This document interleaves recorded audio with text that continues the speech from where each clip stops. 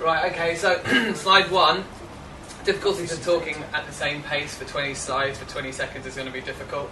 Every run through is going to be difficult, and the worst possible outcome is that you're going to look boring. Now, following Bish's slides, that's going to be fucking almost impossible. So I had a little think about what that means, and nothing changes. Boring. Right, boring is always going to be a difficult thing to do, but it's also going to be a fucking easy thing to achieve with this. There's a... Yeah, 20 slides of boredom is going to be a very obvious problem, but I'm going to try and stick with it anyway. The yellow page used to carry an entry under boring which said C civil engineers, which I thought was quite a funny anecdote. So off to start with, dictionary definitions, I think, at the start of anything, a TV programme, an essay, a ed presentation or anything, I think is really fucking boring. It's a dead cert that their ideas ran out before they even started. Sorry, my timings are gone. Right, paint drying, a classic. Like, watching paint dry is always going to be considered boring, but actually if you delve deep into paint drying, it's actually quite interesting. You've got pigment dissolved in solvent, which is also dissolved in water. When the water dries, you actually get a dodecahedral solid of colour, which is called the Kelvin solid. Watching grass grow, something you also might consider to be very boring, but again, with a little bit of digging, pretty damn interesting. There are 9,000 different types of grass that grow from the base up, which doesn't sound interesting, but a tree, for instance, grows from the trunk out. You cut a tree down, it dies. You eat grass, it doesn't die. Fascinating.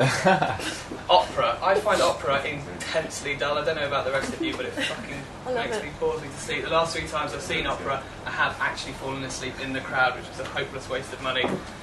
There are crap facts, like it started in 1597, not interesting, revived in the 1900s, also not very interesting.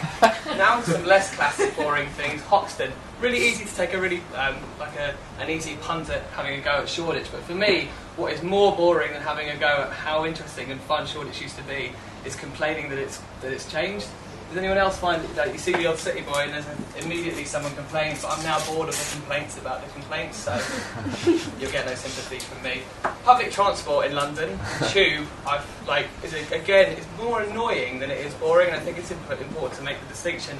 What's less annoying and more boring is other people's conversations. When I moved to Paris, I thought that everyone was speaking philosophy and poetry, but actually as soon as I started to learn French, I realised that they were also fucking boring as well.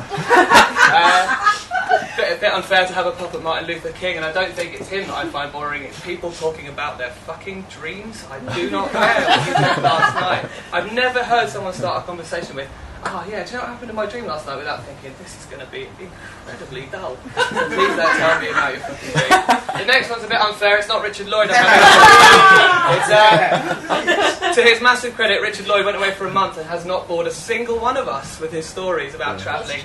And if you start me on your fucking gap year, I don't care what you did in your year off, not a single person's done anything that's interested me yet. I find talk of gap years very boring. Now, I've got 20 seconds to talk about this. Interpretive fucking dance. I'm sorry, but if anyone's interested in dance, that's fine, but Matthew Bourne bores me to death. And anything I've seen that involves interpretive dance just kills me. I'm going to take 5 seconds just so you all think about it. The next one's a little bit unfair as well. It's other people's children. I think other people's children, again, it's easy to say when you haven't had any kids yourself, so I'm not going to wax lyrical about how bored I am about seeing people's finger paintings and when they took their first steps. But the side point to this is that the Times Education Supplement, in fact, any education pages in a newspaper, boring, boring, boring. No one ever reads them until they have a kid. Belgium. Does anyone know the fucking point of Belgium? Belgium hasn't produced anything that hasn't been produced somewhere else better. You name something that only the Belgians do well, I'll tell you I don't give a shit about it. Like, the EU being based there feels like it was a footnote and a platitude to a really crap little country sandwiched between some pretty important countries. The fucking countryside? I'm so bored of hearing about the countryside. I can understand when people say fresh air, open space, beautiful views, nice and quiet, that's fine, but I've never heard someone go, do you know what, something really interesting happened to me in the countryside the other day, so I just can't understand it. An out-and-out city boy, and I make no apologies for it. This next slide was meant to be called My Dad's Cooking, which I've only realised in recent years is actually very boring. But what I realised, it's not just my dad, it's all Irish cooking. Irish cooking is an absolute disaster. Of all the Irish Michelin-starred chefs, which there are none, I would assume that they, if they were to have got a Michelin star, it certainly wouldn't have been from cooking Irish food.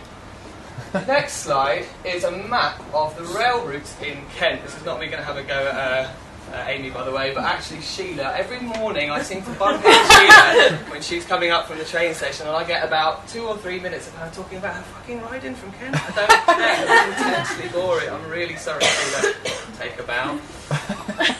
The beach. I'm really, again, for people who enjoy sunshine and enjoy lying down, doing nothing more than just sitting in the same spot and cooking in the sun, fabulous, but I think the beach is really, really boring. You can't prop yourself up on one elbow or another elbow without getting a cramp, and with the compound of sun and sandburn with my skin, the beach is just an absolute no-no for me. I'm not, however, going to be a curmudgeon about Christmas. I absolutely love Christmas and I think it's fantastic, and what I'm really bored about is every year hearing Will Self, Giles Corran, Charlie Brooker or A.O. Gill tell me that Coke invented Santa Claus without even considering the background to the fact that Christmas is a brilliant time to bring people together. So please don't call me again this Christmas for the same old shitty chat. Other people's opinions. Sorry, but I emailed round all of my mates to find out, like, guys, what bores you? And I haven't included a single one in there. I realised that other people's boring opinions are just as boring as my opinions. So I realised I thought I'd give them a little footnote. There's a couple of crackers in there. I think this is one of my favourites.